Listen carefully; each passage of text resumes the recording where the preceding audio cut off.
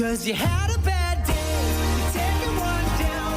You sing a sad song just to turn it around. You say you don't know, you tell me don't lie. You were gonna smile and you go for a ride. You have a bad day, you see what you like. And how does it feel? One more time, you had a bad day.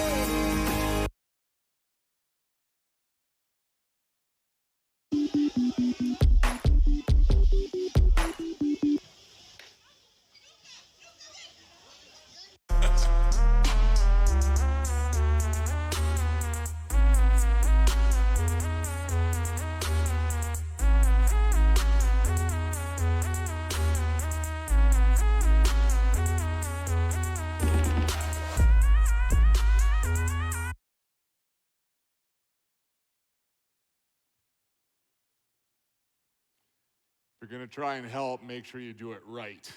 If you're going to help a Baba, make sure you put your car in park before you do that. I remember one time I messed up kind of like that. Have you ever been there where you try really hard? You're like, man, I'm just going to step up. I'm going to be the knight in shining armor. I'm going to be a hero in this moment. And then it kind of all falls apart. I remember as I was 24, it was 10 years ago, and I was only a couple of months into being a pastor full-time. I was working at a different church in Beaumont. And one of my youth leaders, her mom hadn't really been coming to church, and she was really excited.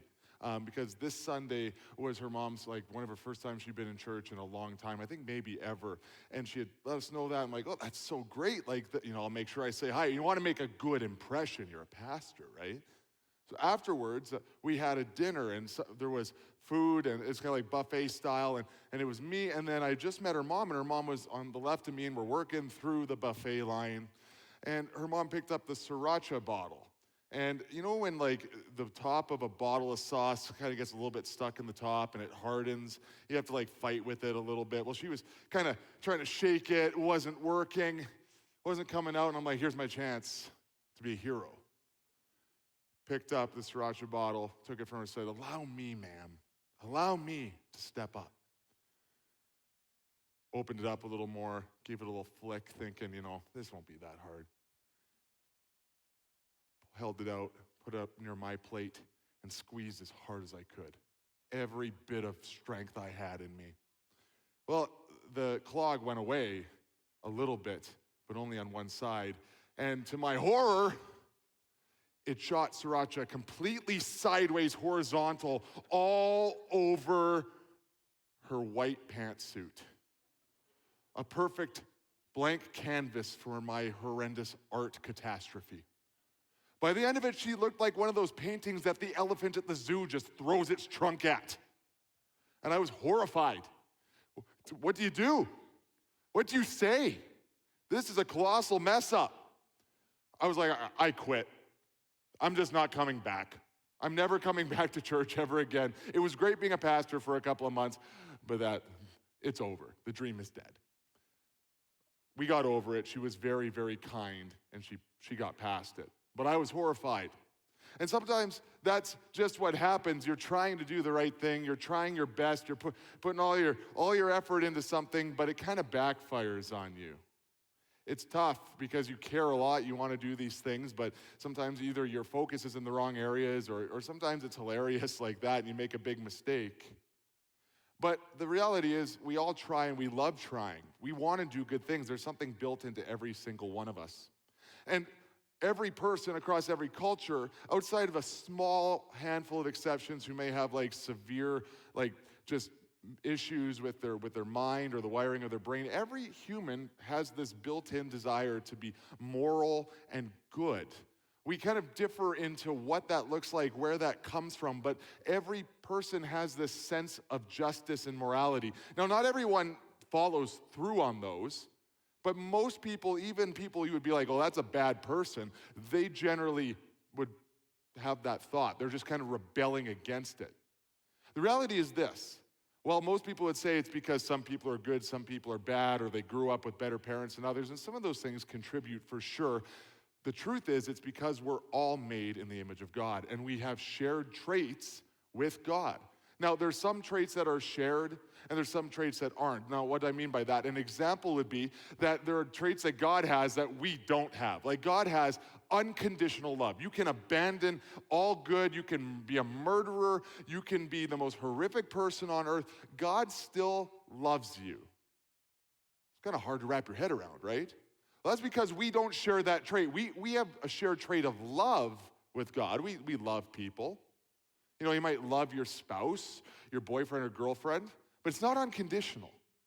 In fact, you might say, I have unconditional love for my wife or my husband, but if they cheated on you or were horribly abusive, those relationships would end at some point. It's not unconditional to the point where it truly is unconditional. We have things that are shared or communicatable, and we have things that are not shared and communicatable. But the truth is that whether you want to believe it or not, all sense of morality comes from God. It does. Whether you believe in God, whether you think that it's just you and the atoms out there in the world and the molecules and it's just all just what you can see and measure, pure scientism, or you don't, it all comes from there. You don't get to decide. God created you and he breathed into you this sense of justice, and that's why every single person here wants to see justice come through in the end. Again, we all care about different things, but the truth is that that sense of morality comes from God. So what some people claim that they're good, and they don't believe, the truth is you are a child of God and you don't get to change that. And we see that in the Bible. This is in the first book of the Bible, Genesis. One of the major verses that kind of focus in on what your identity is Genesis 1:27. It says, so God created human beings in his own image. You ever heard that before? You're made in the image of God. In the image of God, he created them. Male and female, he created them. God created you, every person, even the ones you don't like, even the ones you think aren't great people. Every person that's ever breathed oxygen is made in the image of God. And that's where we get these shared characteristics from. Young adults, basically all people to some extent, but for sure millennials and especially Gen Z, the younger you get, the more this is true statistically, care about justice and morality more than ever. You can see all sorts of studies. It's one of the most predominant things. If you kind of polled your friends, they would probably agree with you that there's something in the world that they're very passionate about. It might be slightly different. There might be variations, but we do care deeply about justice and social justice specifically. And I think that that's because we care truly about morality and justice. It's because we want to see the world a better place. But I think it goes just beyond saving the environment. I think that some of that taps into our human desire to live a life worth living. We don't want to go to our grave or be on our deathbed and be like, man, I didn't really accomplish anything. I didn't make the world a better place. That really hits a nerve with us. That strikes a chord. We want to live a life that's worth living, worth remembering. We don't want to waste our life. We only get a certain amount of decades, a handful, if we're lucky, maybe 60, 80, 100 years. We want to make it count. We want to leave the world better than we did before. Does that sound like you? So let me ask you. What do you care about? What are you passionate about? Is there something in this world that you see as wrong and it's just that pet project, it's that thing that connects with you? I need to fix that. I need to do something in my time on this earth to make it better. If there's a problem there and it drives me every day to get up and do something about it.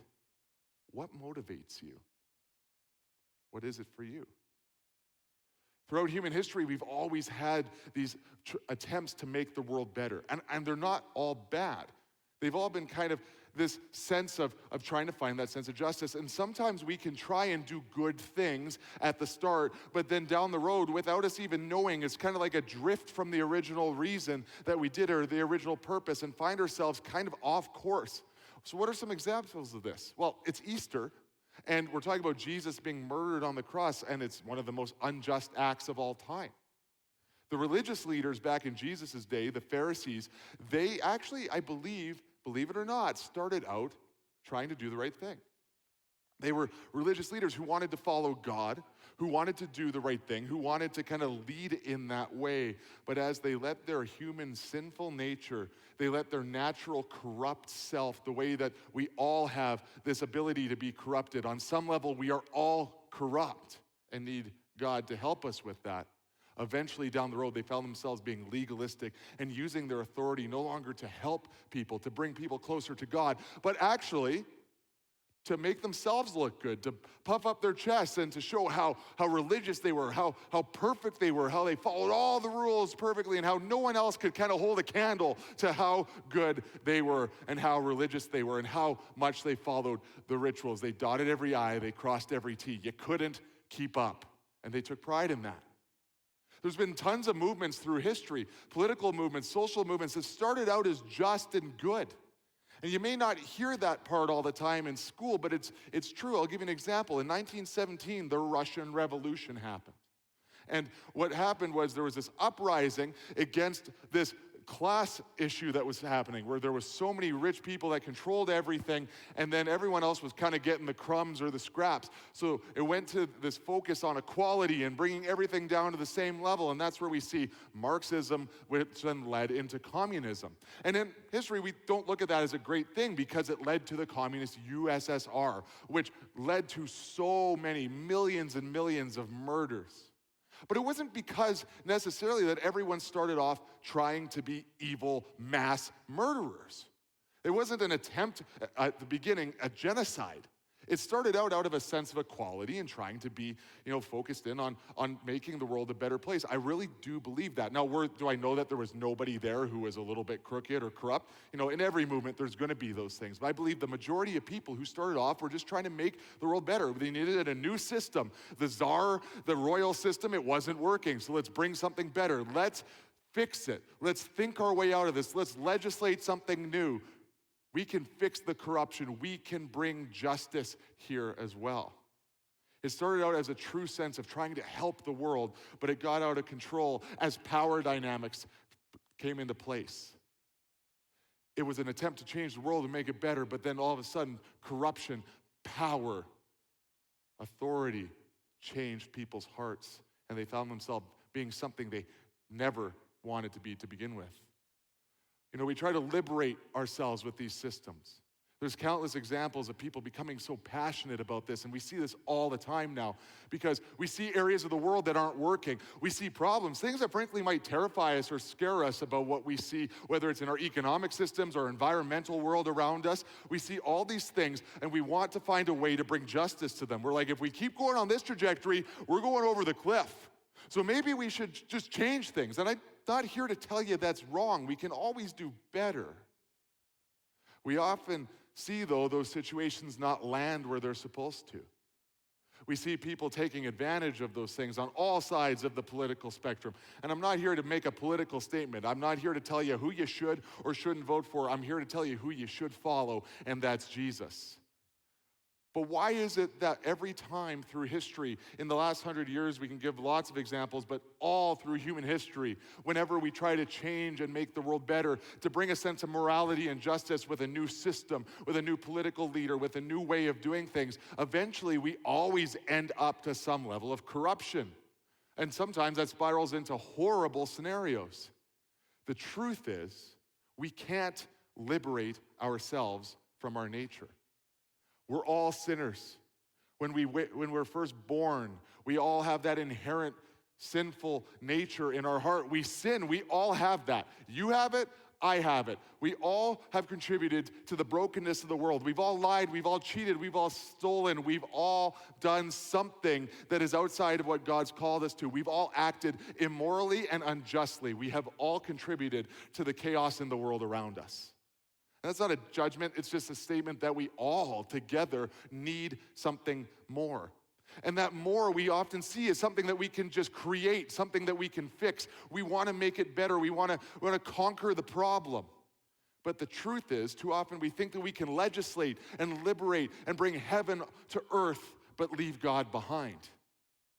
And every time we do, we just try to create heaven without God. And bad news. There is no heaven without God.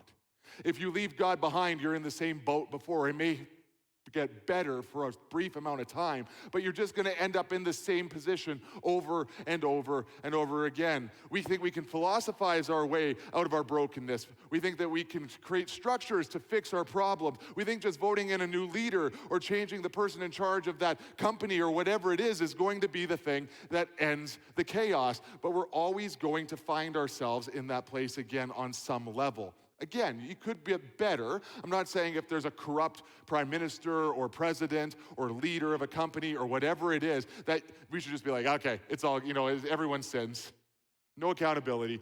We shouldn't change anything. Nothing can get better. But I'm here to tell you this. When we believe that we can fix all the problems of our world, that we can change the moral problems, the injustice problems across the board just by creating something new that's man-made, we are not actually just not worshiping God. We're actually making the sin of worshiping ourselves. The flaw in that is that we're trusting ourselves and our man-made intelligence and our human intelligence more than God. That's a problem. I know I've been there. So often in life there's problems in the world around me, and I'm not talking about global or national or political, but in my life, things that are going wrong, relationships, friendships, I think, I can strategize my way to fix this. I can kind of like wrestle with this. I can take apart the remote control, put it back together, and I can make a better way of doing this.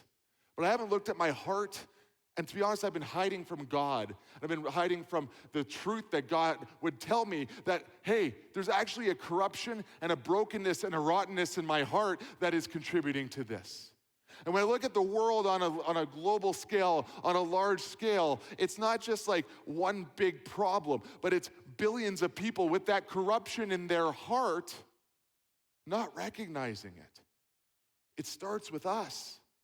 It starts with one. And if we all can kind of figure that out, I think we're going to have a better world. Again, I'm not trying to be ignorant to the realities of what's out there, what you may see as the flaws in the world around us. But the truth is, it starts with me. It starts with you turning to God. I want to take a look in the book of Matthew. This is a book that's a first-hand account of one of Jesus' followers of Jesus' life. In Matthew 6:28-33, we're going to throw it up on the screen. It says, "And why do you worry about clothes? See how the flowers of the field grow? They don't labor or spin. Yet I tell you that not even Solomon in all his splendor was dressed like one of these. If that is how God clothes the grass of the field, which is here today and tomorrow is thrown into the fire, will he not much more clothe you, you of little faith? So do not worry, saying, what shall we eat, or what shall we drink, or what shall we wear? For the pagans run after all these things, and your heavenly Father knows that you need them. But seek first his kingdom and his righteousness, and all these things will be given to you as well." And that's in Matthew 6:28-33. The phrase, seek first the kingdom of God and his righteousness, means to prioritize and focus ourselves on God's kingdom first, and his ways and his righteousness. And this involves seeking God's will and purpose for our lives. This involves us taking a look at our own world, at our own heart, and saying, hey, there's something wrong here. There's something about me that could be better. There's something about me that's not in alignment with a Jesus-based life. And then looking at through that lens and making decisions from there. Jesus is telling us we need that perspective. We need to have a Jesus-based perspective in our heart, and that's the most important thing. But it's hard for us because we're so small. We have such a small amount of time on this planet. When you think about how long the world's been around, how long the world may be around, how big the universe is, and how tiny we are, how insignificant. We're one of, I think, 8 billion people now. As important as we are, we're the main character of our own life. So everything is about me. Even if you're not some sort of egotistical maniac, we all have the perspective because you're the only one who sees the life through your eyes. So it's all about us. So we can't see far ahead. God sees everything, but we're kind of stuck in this space. He's infinite, and we're here. So it's no wonder we get caught up in the wrong things. It's no wonder that we can't see the great perspective. But this verse in Matthew is telling us, hey, don't get caught up in the needs of your day-to-day. Don't get caught up in the things that you're panicking about. Don't get so caught up and overwhelmed by the world around you that you miss out on what is most important. Don't settle for what is good and true. Settle for what is best and the truth. We can't see past the car's hood in front of us. But Jesus sees horizons and horizons, hundreds, thousands, infinite horizons in front of us.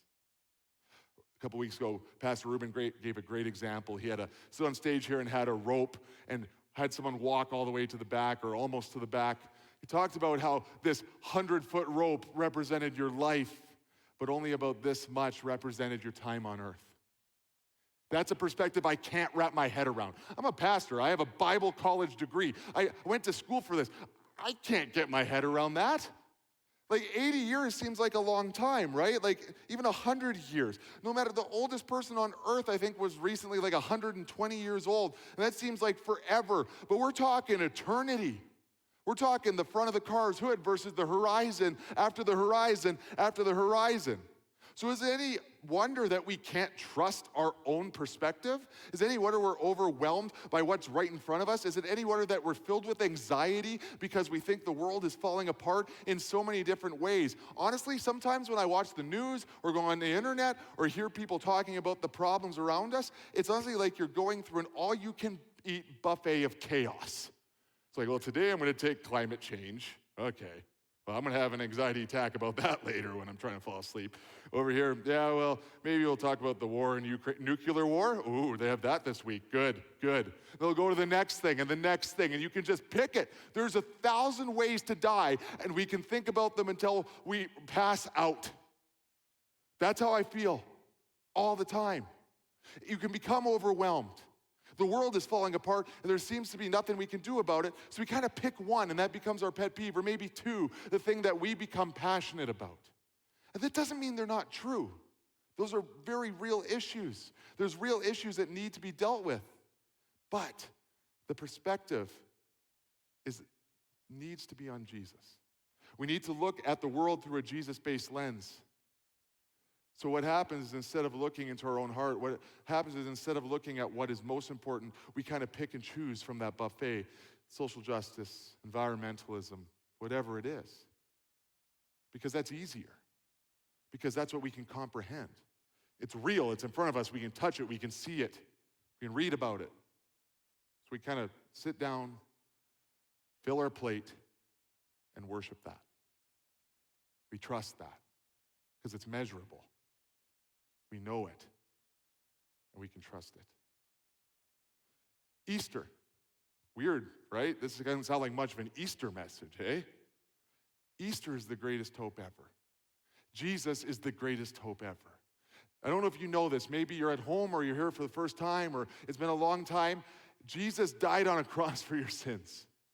All the chaos that you contribute to the world, all the mistakes you've ever made, the ones you're gonna make when you get home, the ones you're gonna make this week and forever. The mistakes you made, Jesus died on a cross so that you can be eternally connected to God, so you can have hope where there was hopelessness. Where no matter where you've been, who you've been, what you've done, what you're gonna do, Jesus is the hope that you don't have to be defined by your mistakes, the words people have spoken over you. Friends, this is the most important, most incredible news ever. We get into the repetition of this all the time, and we totally miss out that this is incredible stuff.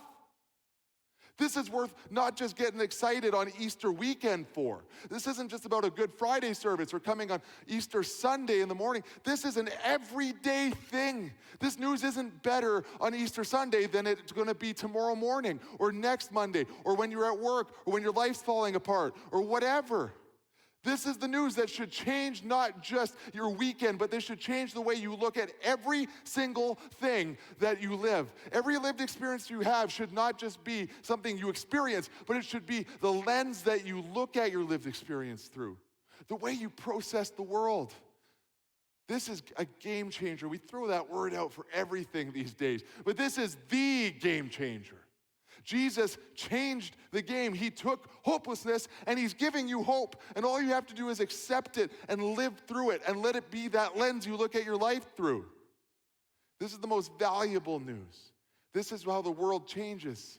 This takes murderers and changes their heart to be remorseful. This takes people who are addicted to porn and gives them hope and helps them process to get over that. This takes people who have been abused and helps them process that and come out the other end, seeing the value that was stripped from them. And if that's you, if any of those or anything else you've been struggling with, if that's you, there is hope for you. And I'm not just some pastor on stage who has to say that. This is the truth. And maybe you need to hear that tonight. Maybe you need to be reminded of that tonight. Jesus died on the cross, and the rest of it falls under that. All the problems in your life, all the mistakes you've made, they bow to Jesus. They have no power over you if Jesus is in charge of your life. When we look at Jesus on the cross and we make that the lens we look at everything through, that changes everything. You might be saying, well, Jeff, listen, you just sound like another Christian who doesn't want to deal with the realities of the world. You're just putting your fingers in your ear, la, la, la, Jesus, Jesus, blah, blah, blah. Like, no. The world is full of problems. It sucks. I've seen the news. I've read the articles. There are some significant issues that are happening in the world around us. It's not just ignorant bliss that I'm talking about here. I'm not just saying that, oh, well, we should just go to church and just kind of go into our little holy huddle on Sunday nights and forget about all the problems of the world. That's stupid. I'd be an idiot if I said that. But the truth is, there's a lie that people say that Christians, and mainly that God, Jesus, doesn't care about all these things. Justice, inequality, problems in the world. Jesus talked about those a lot. This verse we just went through, it's a part of Jesus' famous, probably most famous sermon he ever spoke. It's called the Sermon on the Mount. And he's talking right before this about all these things about helping the poor, about helping the meek and the weary and the broken. He talks about all this in depth. The number one topic in the Bible, do you know what it is? We're talking Old Testament first half, New Testament second half. What's the most common singular topic that is referenced and touched on? It's helping the less fortunate. God cares so deeply about justice and bringing justice where there isn't justice that he filled his book, his written word, with references to it. So don't tell me that God doesn't care about that or I'm saying that. It's not true. God cares infinitely about it. But the truth is you can't fix those problems separate from God. And that's what I think we've been trying to do. Look at the way we've been doing it, trying to liberate heaven on earth without God. I got a news flash for you. It ain't working. It hasn't been working. It just seems to be perpetually getting worse and worse, like a snowball going down a hill. And it's like, how do we even stop this thing? We're just going to get run over by it if we try. Jesus cares about what you care about. Jesus cares about the problems in the world. The truth is, Christians should care about this stuff. Like, newsflash, shouldn't be a real controversial statement. We shouldn't be pro-racism. It's not good. We should fight that. Environmentalism isn't a bad thing. I think it's a good practice that we shouldn't just be, throwing our car batteries in the river for fun. Not a good thing. Don't do that. We should take care of the planet that God gave us to take care of. We should care about it. Social justice is worth fighting for, and I think historically there's been a lot of these things that Christians and the flaws in the past have been that we're so worried about heaven that we forget to live on earth and try to bring Jesus and the best case scenario to those things. So I think that we need to care deeply just because God cares about them. But I worry that we've gotten so caught up with our focus on what's right in front of us that we're missing the most important news at all. That there's a horizon coming, that there's something bigger, there's something more important that can fix all of these, that can change our lives and then the lives of the people around us. In verse 33, at the end of that verse in Matthew, it says, but seek his kingdom and his righteousness, and all these things will be given to you as well. Seems like kind of a thrown-in thing as well. Well, if we get his righteousness, then we'll be righteous. Yeah, okay, sounds like a spiritual thing. No, he's referencing before. Jesus is referencing not to worry about all the things of the world around you, your basic needs, your food, your shelter, just the world around you. Don't worry about those things. And then he says, but first seek Jesus' kingdom and his righteousness. And then the cause and effect is these things will be given to you as well. So what does this mean? It means don't spend time worrying about the world and the world around you if you haven't prayed about it yet. Have you tried to fix all the problems, but you haven't talked to God about it? The truth is, you're just a human. I'm just a human. We can't solve all the world's problems because it doesn't matter what we create, how we make the system different. We're going to corrupt it. We're going to break it because we're not perfect, and nothing we ever make will be perfect. It ain't going to happen. I'm sorry. I don't make the rules. This has been literally all of human history. There is evidence of this. It's because we're all corrupt. But the one who wasn't corrupt, the one that had no corruption in his heart, who died on the cross even though he didn't have to, is Jesus. And he's the one that can change the world. But first, we need to let him change our hearts. It's a chain reaction. You want to solve the problems of the world, the global issues? First, it starts with people having their hearts changed by Jesus. You can't change anything that Jesus hasn't changed in your heart first. You need Jesus to solve the problems of your life. And the problem I see is we get so caught up in trying to maneuver around these things that we miss out on the most important part of our life. The most exciting news, the most purposeful news that we could ever know. The life that is worth living is right in front of you. It's in front of me. We just have to reach out and take it. Jesus is on the cross standing there saying, follow me. I can fix your heart. I can fix your world. It starts inside though. When we look at a global perspective, before we look at our own heart's perspective, we're no help to anyone.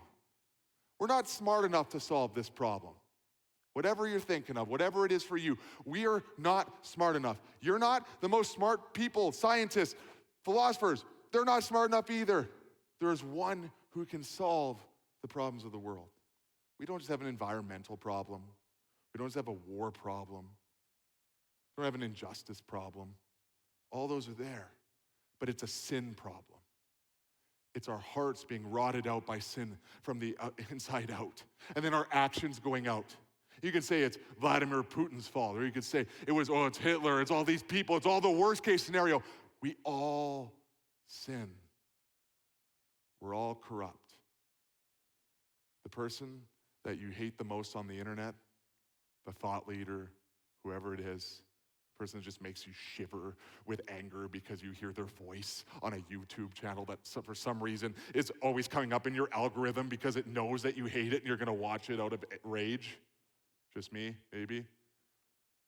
You sin as much as that person. Because the baseline is no sin. That's God's standard, and we've all broken that baseline. We've all broken that threshold.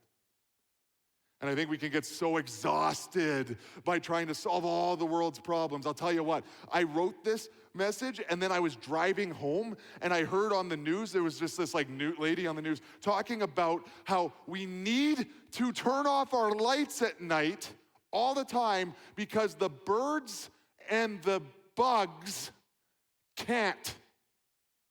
And it's freaking them out. God. And I'm just overwhelmed. I just can't anymore. I can't care about the hole in the ozone layer. I can't care about war over here. I can't worry about injustice over here. The buffet is overwhelming me. And it's just another thing. And now I have to care about the birds and the bees and not even the exciting kind. I have to care about all these things. The bugs can't turn off the lights. So now I have to care deeply about that. It's just another thing to add to the pile. And I think that I'm not the only one, and it's kind of funny, but we get overwhelmed by all of these things over and over and over again that we lose focus on what actually matters. You can save the birds from the exterior lamps. It doesn't change the world. It doesn't fix your heart. It doesn't give you eternal connection to God. We're a generation that's so focused on everything around us and trying to solve all the problems that we are easily missing out on solving the problem of our heart. You want to fix your family? Turn to Jesus. You want to fix your friend group? Turn to Jesus. You want to fix anything in the world? Fix your heart first. Turn to Jesus. The cross isn't just something that you wear or you get a tattoo on your shoulder or whatever it is. The cross means hope where it seems like there's no way out. So I hope you walk out of here today and you know this, that there is hope for the world. There is hope for your life. There is hope for your heart because Jesus died on that cross and he's standing there inviting you to just accept it and live your life through that lens. Jesus is the way. Jesus is the truth. Jesus is the life. Jesus cares. Jesus is the solution to every problem that you've ever conceived. Easter, the cross, is for you, for your family, for your world. We just have to accept it. Jesus did something incredible, and it's just so easy to forget it. And that's why we need to remember it. If you've been around a church for any amount of time, maybe you've done communion before. If you've never been here before, this is something more for people that have accepted Christ. And we'll give you the opportunity before we start. If you want to make a decision to follow Jesus, this is your shot. You can do it later. If there is a later, you never know, right? Don't let opportunity pass you by. But if you're hearing what I'm talking about, if you're hearing about Jesus and you look in your heart and you're like, I need that, this is your chance. It's as simple as just in your heart where you are saying, Jesus, I need you to change my life. I invite you to come into my heart and come into my life and be the lens I look at everything through. I accept that you died on the cross. I love that you died on the cross. And I know I need the forgiveness that you offer, that your word, that the Bible says, that you give to every single person, no matter where we've been or who we are. I trust you and I accept you. And if that's you today, I don't have to, come to talk to you about this. You don't have to come up to the front. Where you are between you and God, you can have that prayer, you can have that conversation and begin to follow Jesus. And if that's you who just did that, first of all, congratulations. And if you've been following Jesus for a long time, we're going to do communion in just a second. Something that Jesus himself led his first followers through. And there's nothing really, it could seem from a distance kind of weird, right? Like we're going to drink some juice and eat a cracker. And it's a representation of Jesus dying on the cross, his broken body, the cracker, and his blood, the juice or the wine. We got juice today. We saw in 1 Corinthians, it references what Jesus said. It says, for I pass on to you what I received from the Lord himself. On the night when he was betrayed, the Lord Jesus took some bread and gave thanks to God for it. Then he broke it into pieces and said, this is my body, which is given to you. Do this in remembrance of me. In the same way, he took the cup of wine after supper, saying, this cup is the new covenant between God and his people, an agreement confirmed with my blood. Do this in remembrance of me as often as you drink it. For every time you eat this bread and drink this cup, you're announcing the Lord's death until he comes again. But friends, this isn't something we just do every Easter. This isn't something you do once a month at church. This isn't just a ritual. And there's nothing crazy about just a cup of juice and a piece of bread. There's no power in those. But this is remembering what Jesus did just over 2,000 years ago on the cross. The hope that changes your heart. The hope that changes the world. This is the game changer that you've been waiting for. You just have to accept it. And we're going to do this in a second, but I hope you know this. You don't have to just do it when you take communion. This is a physical thing we do to remember what we need to remember every single day. Hope where there is hopelessness. Joy where there's anxiety. Jesus died on the cross for you. So the band's going to play, and just up at the front, there's 2 tables here, and there's the juice and the crackers, and if you need gluten-free, those are up here as well. And I'm not going to lead you through it. This is actually between you and God. You don't need a pastor to carry you through or to talk to Jesus. But as the band plays, come and grab one of these and sit down. Take your time. Count the cost. Analyze your life. Look at the areas that need to have Jesus enter, or you need Jesus to fix, to change, and let him expose those. And just thank him for what he did. Because it's the game changer you've been looking for. So whenever you're ready, you can come on up. The band's going to lead us.